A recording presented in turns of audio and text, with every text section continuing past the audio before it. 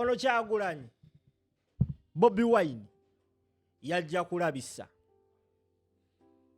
bampita Simple MC aka Kali Lugambo Pro Max kasito kawulira teekako share gitambuzo manyanzeze nalo sigenda dusirikira luno. Now mujjukira olunaku bakitaffe mu Katonda lwe bakyalira mukyala wa Robert Kyagulanyi Ssentamu Bobi Wine Barbara Itungo Kyagulanyi mu Mukaagge nga Bobi Wine amaze okugalekulira. Do you guys remember that day? Mujjukira olunaku olwo baafuna emboozi etakkirizibwamu bannamawulire era ne boogera na buli kati tewali yamanya bigambo byayogerwa wakati wa Barbie ne bana abakulu abamanyikibbwa nga abaali bava mu kisindo oba mu association ya Interreligious Council. Now baneeno babeera Banaddiinni okuva mu madiini ag'enjawulo abeegatta wamu okukola kye bayita Interreligious Council. This one is taken to be as the highest moral group. Ndi wabaawo ensonga nga zeetaaga za kulyowa myoyo kukkakkanya ggwanga beeba n'abantu abalina okuba n'ezo peace talks. Era Bobi Wine amala ova mu Mukaagge e Magere wasigalayo mukyala we. Mu nnaku ntono nnyo twalaba abakulu baneeno baatindigga eŋŋendo olugendo ne bagenda mu maka ga Bobi Wine ne boogerako ne Barbie ne basaba n'okusaba. Ever since then Barbie tavangayo kwogera biki be baamugamba we bajja. Now Barbie yayogera ne Bobi Wine n'amugamba what those people told her when they came.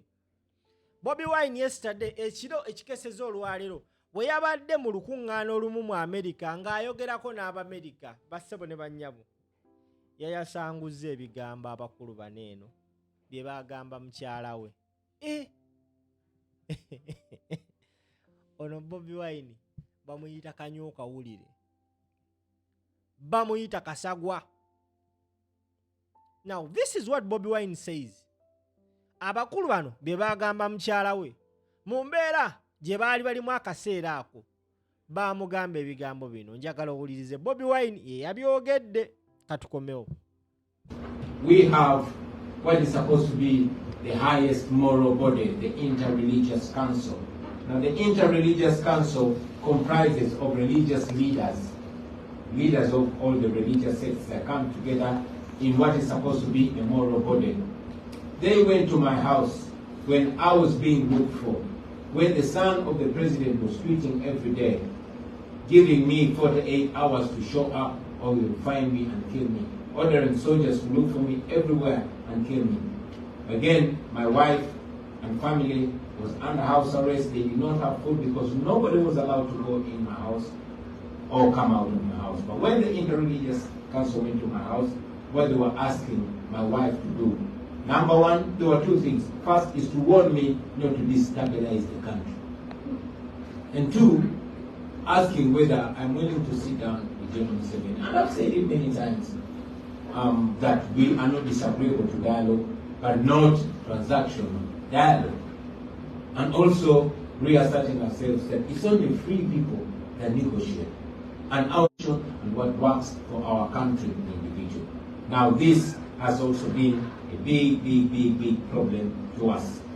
We find ourselves in the United States and not in any country in Africa. Why?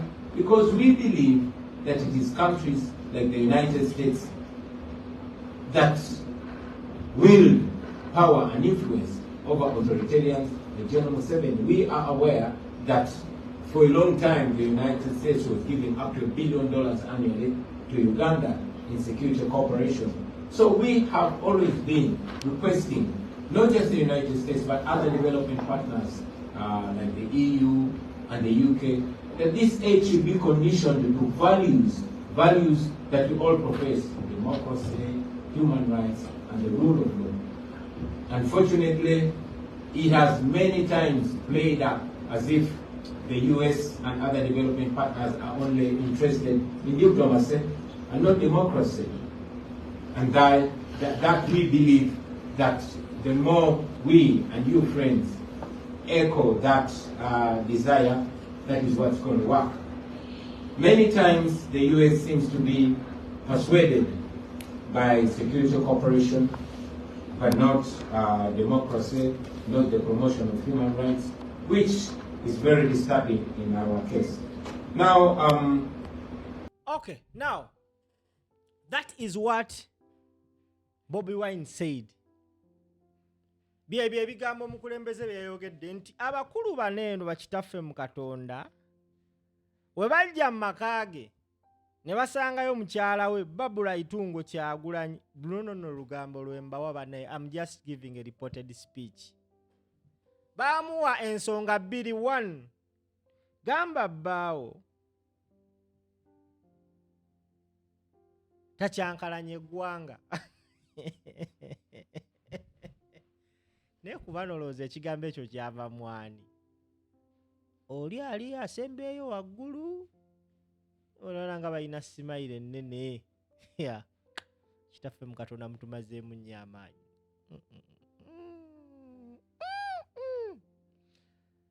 Ekisooka bamugamba gamba bbaawo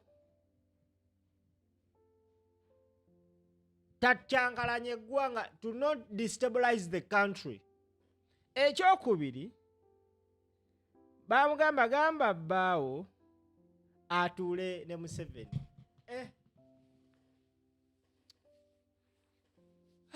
Anna seeno ensi eno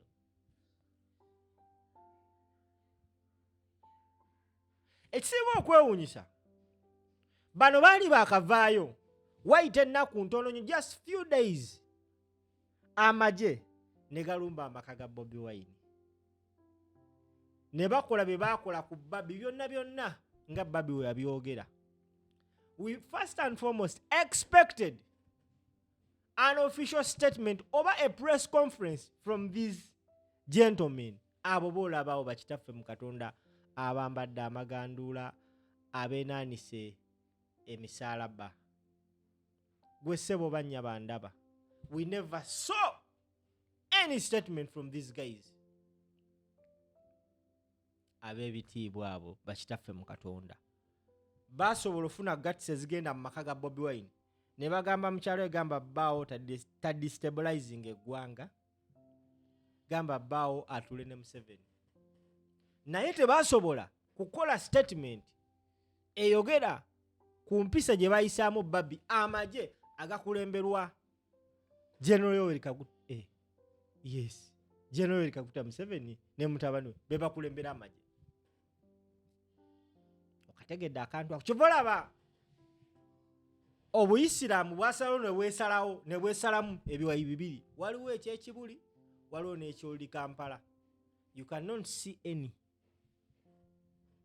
Omulangira Nakibinge bwe tasobola bibeeramu la abadan. Now, geega amawulire nkyakuleetera, yayogedde ku bintu bingi nnyo gwe ssebo bannya bandaba. Era ngenda bikutemera. Amannya bampita simple.